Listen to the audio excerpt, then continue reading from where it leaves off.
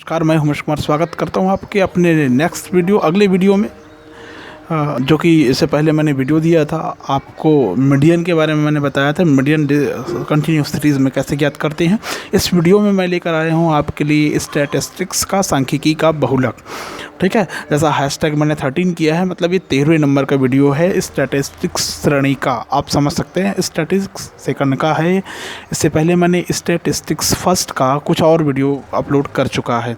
ठीक है, इस वीडियो में मैं बात करूँगा मोड बहुलक के बारे में। बहुलक का सामान्य जो थ्योरी होता है ये आपको पता होना चाहिए। जैसे बहुलक होता क्या है, क्या इसके गुण, क्या दोष और क्या उपयोगिता होती है। तो वीडियो अंत तक देखिएगा, बहुत इंपॉर्टेंस है ये।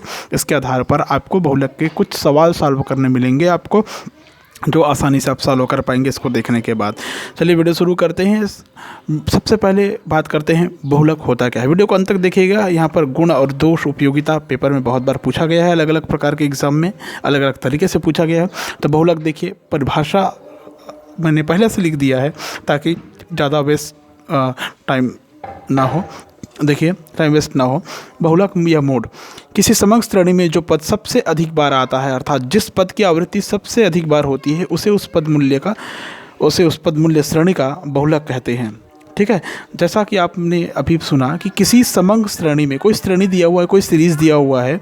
ठीक है, उस सीरीज़ या उस श्रेणी में जो पद सबसे अधिक बार आता है, कौन सा, जो पद सबसे अधिक बार आता है, अर्थात जिस पद की आवृत्ति सबसे अधिक होती है, उसे उस पद मूल्य को श्रेणी का बहुलक कहते हैं।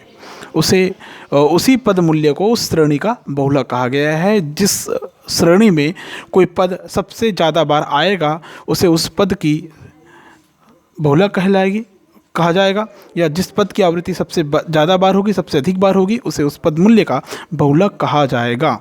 ठीक है, अब बात करते हैं बहुलक की परिभाषा के बाद में। कुछ गुण होते हैं इसके, कुछ अवगुण होते हैं। तो देखिए क्या क्या गुण हो सकते हैं इसके। एक गुण होता है, इसकी गणना काफ़ी सरल है। इसका जो कैलकुलेशन हम लोग करते हैं ये काफ़ी सरल होती है, गणना सरल है। ठीक है, समझना बहुत आसान है, अच्छा अंडरस्टैंडिंग है, ये समझना आसान है, आप आसानी से इसको समझ सकते हैं, कहीं कोई दिक्कत नहीं आती। निरीक्षण मात्र से ही आप ज्ञात कर सकते हैं। प्रायः अधिकतर क्या कर सकते हैं आप, निरीक्षण मात्र से ज्ञात कर सकते हैं। निरीक्षण मात्र से ज्ञात किया जा सकता है, निरीक्षण मात्र से ज्ञात किया जा सकता है। नेक्स्ट आता है, सीमांत पदों का कोई प्रभाव नहीं पड़ता यदि वे बहुलक वर्ग में नहीं हैं। सीमांत पदों का कोई प्रभाव नहीं पड़ेगा, सीमांत पदों का कोई प्रभाव नहीं पड़ता, कोई प्रभाव नहीं पड़ता। कारण ये है क्योंकि सीमांत जो पद है वो बहुलक वर्ग में नहीं होने के कारण इस पर कोई सीमांत पद का कोई उस बहुलक पर, उस पद मूल्य पर जिसकी आवृत्ति सर्वाधिक बार हो रही है, उस पर कोई प्रभाव नहीं पड़ता। ठीक है, नेक्स्ट आता है निदर्शन के परिवर्तन का प्रभाव नहीं पड़ता। निदर्शन प्रदर्शित करने की जो प्रक्रिया है उस पर कोई प्रभाव नहीं पड़ता। निदर्शन के परिवर्तन का प्रभाव नहीं पड़ता, निदर्शन के परिवर्तन का प्रभाव नहीं पड़ता।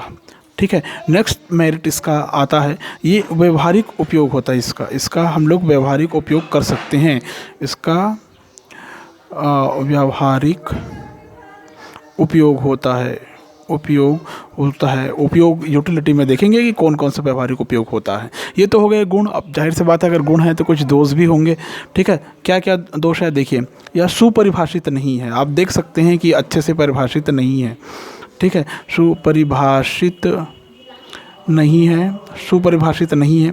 कभी कभी दो या अधिक बहुलक प्राप्त होते हैं। जी हाँ, वो आपको आगे मैं जब सवाल सॉल्व करूँगा तो उसमें आपको मिलेगा। कभी कभी समटाइम्स क्या होता है, इसीलिए यहाँ पर लिखा गया कि सुपरिभाषित नहीं है। कभी कभी दो से अधिक बहुलक प्राप्त हो जाते हैं, बहुलक प्राप्त होते हैं। ये आपको जब सवाल सॉल्व करते रहूँगा तो दूसरे वीडियो में आपको मिल जाएगा। नेक्स्ट, सभी पदों पर आधारित नहीं होता ये बहुलक। जाहिर सी बात है, आप सर्वाधिक पद मूल्य की चयन करते हैं, मतलब सभी पद पर आधारित नहीं होगा, पदों पर आधारित नहीं है। नेक्स्ट थर्ड, बीज गणितीय विवेचन के उपयुक्त नहीं है। बीज गणितीय विवेचन के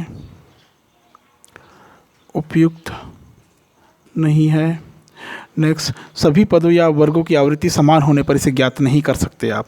यदि सभी पद मूल्य की आवृत्ति बराबर है या सभी वर्गों की आवृत्ति अगर समान है, सभी पदों या वर्गों की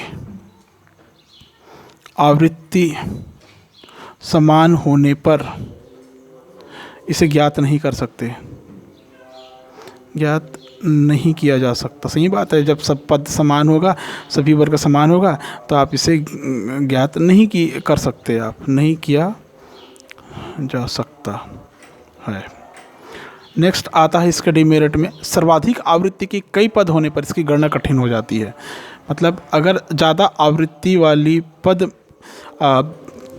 ज़्यादा हो गए, मतलब सर्वाधिक आवृत्ति के कई पद अगर हो गए, सर्वाधिक आवृत्ति के कई पद होने पर इसकी गणना कठिन हो जाएगी। आप देखना इस सीरीज़ के तीसरे आखिरी वीडियो में कठिन हो जाती है।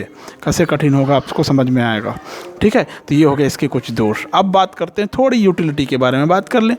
यूटिलिटी मतलब उपयोगिता के बारे में बात कर लें तो क्या क्या इसकी उपयोगिता है। लोकप्रियता के अध्ययन और व्यापारिक पूर्वानुमान में अत्यंत उपयोगी होता है। लोकप्रियता के अध्ययन में आप समझ गए होंगे ये शब्द क्यों प्रयोग किया जा रहा है। लोकप्रियता के अध्ययन व व्यापारिक अनुमान में, व्यापारिक अनुमान या पूर्वानुमान भी कह सकते हैं, पूर्वानुमान में अत्यंत उपयोगी है, अत्यंत उपयोगी है। दैनिक उपयोग की वस्तुएं जैसे आप जूते, रेडीमेड कपड़े आदि का निर्माण करते हैं तो व्यापारी लोग इसी के आधार पर अपना माल तैयार करवाते हैं। ठीक है ना, तो आप व्यापारिक अनुमान यही हो गया कि कितनी लागत है वहाँ पर, कितनी खरीदने वाले लोगों की संख्या है, कितने खरीदने वाले लोगों की संख्या है, उसके आधार पर वो फैक्ट्री वाला या निर्माणकर्ता उसका निर्माण करते हैं और मार्केट में उतारते हैं प्रोडक्ट को।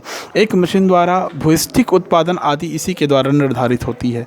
मतलब किसी भी मशीन के द्वारा भूयिष्ठिक उत्पादन मतलब कितना उत्पादन होगा एक मशीन के द्वारा उस उत्पाद का, ये बहुलक के आधार पर निर्धारित होता है। तो ये इसकी कुछ उपयोगिता हो गई। ये जो थ्योरी है बहुत इंपॉर्टेंट है। इस थ्योरी के बेस पे आगे आपको 2 वीडियो और मिलेगा जिसमें सवाल सॉल्व करने मिलेंगे।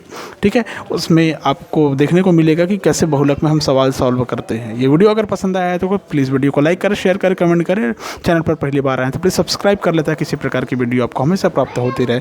Thank you so much.